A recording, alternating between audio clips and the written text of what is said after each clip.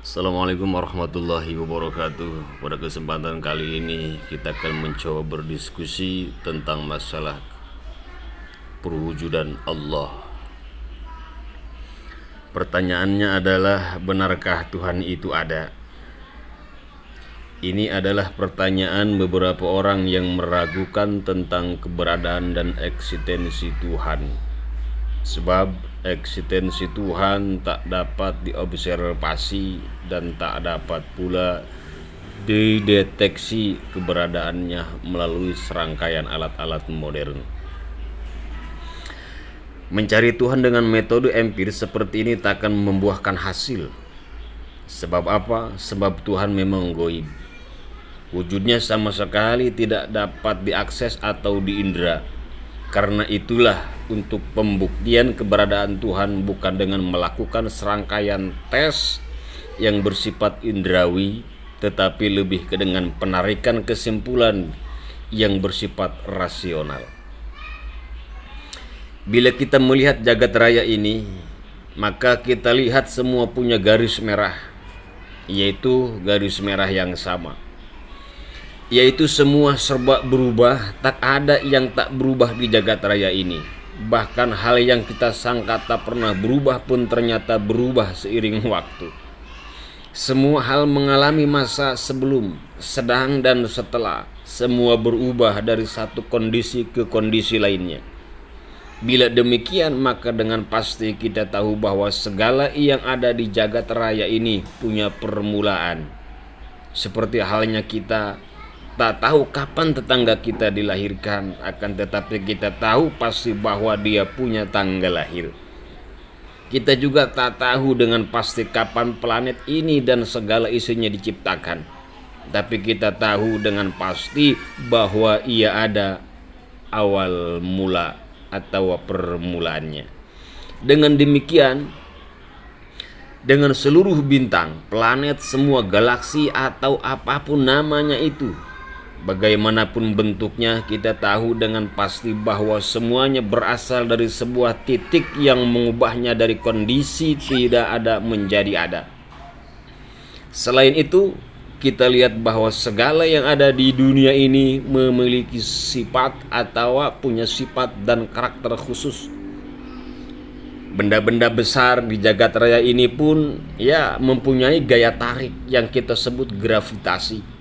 Api mempunyai karakter membakar, es mempunyai karakter dingin.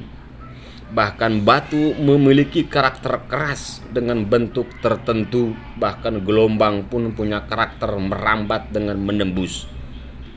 Kemudian air juga memiliki karakter cair, dan begitu juga pohon, udara, dan segala makhluk hidup punya karakter masing-masing. Nah, segala karakter ini pun saling melengkapi dan bentuk sistem kehidupan yang saling menopang satu sama lain. Meski kita tak tahu dengan detail bagaimana semua itu terbentuk, tapi kita bisa membuktikan dan memastikan bahwa seluruh sifat dan karakter ini dibentuk dan dirancang dengan penuh kesadaran oleh aktor yang berada di luar jangkauan kapasitas kita sebagai sesuatu yang mustahil dan yang begitu rumit yang terjadi sendirinya pembentukan sistem yang begitu hebatnya. Ketika kita melihat keberadaan dinding dari bata di tengah hutan, kita bisa menyimpulkan dengan pasti bahwa dinding tersebut dirancang dan dibuat oleh suatu makhluk yang memiliki berkesadaran. Dibuat bukan oleh angin, air, panas, dan mentari, pohon-pohon atau gempa bumi, sehingga terjadilah proses pembentukan dinding. Padahal susunan dinding tersebut sangat sederhana, tetapi akal kita menolak ketika ada yang mengatakan bahwa dinding itu tercipta dari sendirinya atau terbentuk dari gempa bumi dan lain sebagainya. Maka bagaimanapun mungkin kita sanggup mengatakan bahwa jagat raya ini ada dengan sendirinya. Nah, bila demikian, maka sampailah kita pada pertanyaan yang paling penting yang akan menjadi pokok permasalahan ini. Siapakah aktor yang membuat semuanya ini ada dari tiada sebelumnya? Siapakah yang merancang dan membentuk seluruh karakter yang kita lihat di setiap hal di jagat raya ini? Jawabannya tak lain dan tak bukan adalah Tuhan. Meskipun kita tak pernah melihatnya, tetapi kita tahu dengan pasti bahwa Tuhan itulah penyebab utama dari segala keberadaan di alam semesta ini. Keberadaannya adalah pasti dan tak bisa didebat lagi. Keberadaan Tuhan yang disebut oleh para ulama sebagai zat wajibul wujud. Keberadaan yang pasti, harus dan tak bisa disangkal. Adapun perbedaan selain Tuhan sifatnya hanya mumkinul wujud, yakni sesuatu yang keberadaannya relatif, dalam arti bisa saja ada dan boleh juga tidak ada. Dan segala hal di semesta harus ada, tapi Tuhan harus ada keberadaannya sebab merupakan keniscayaan dari seluruh keberadaan hal lain yang sudah ada ini. Inilah yang membedakan antara keberadaan Tuhan dan keberadaan selain Tuhan. Meskipun semua sama-sama ada, tetapi pada hakikatnya keberadaan keduanya jauh lebih berbeda. Nah, lalu siapa yang menciptakan Tuhan dan memberikan karakter ketuhanan pada Tuhan? Ini pertanyaan konyol sebenarnya, yang hanya akan membuat lingkaran tak berujung yang pasti mustahil. Ketika kita melihat orang lain, kita tahu bahwa dia punya bapak, bapaknya pun punya bapak, dan demikian seterusnya.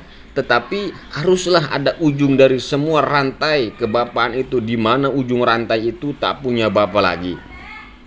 Begitu kan? Bapak paling tua ini yang lewat bocoran wahyu kita kenal sebagai Adam.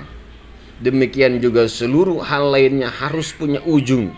Pertama, di mana ujung pertama itu berasal dan dari apa?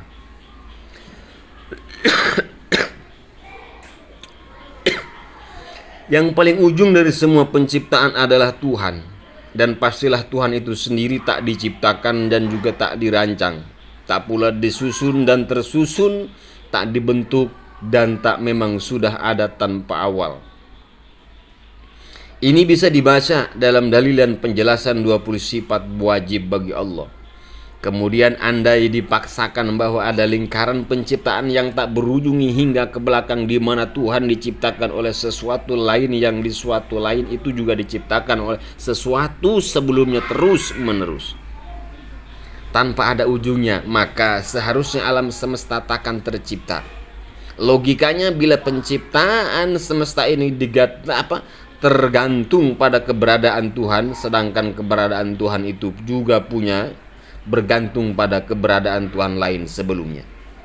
Dan harus demikian, maka pasti alam semesta belum ada, sebab keberadaan alam ini bergantung pada lingkaran yang tak pernah berhenti. Tatkala kita melihat alam semesta yang ada ini, itu artinya ada ujung paling akhir yang berperan menentukan segalanya. Ujung yang paling akhir itulah yang menjadi asbat disebut Tuhan, sang pencipta segalanya. Penjelasan ini di atas adalah penjelasan secara universal yang dapat dipahami seluruh manusia dimanapun. Apapun agamanya, apapun rasnya, apapun bangsanya, ini adalah kebenaran rasional yang sangat masuk akal, yang bisa diketahui oleh semua orang berakal. Dengan penjelasan semacam inilah para ulama berkomunikasi dengan semua orang dari semua penjuru dunia dengan berbagai latar belakang yang berbeda. Bahwasanya universal ini adalah dapat diyakini kebenarannya oleh seluruh manusia, sebab bukan berdasarkan dogma atau klaim, bahkan apapun itu yang menjadi sifatnya subjektif. Terima kasih.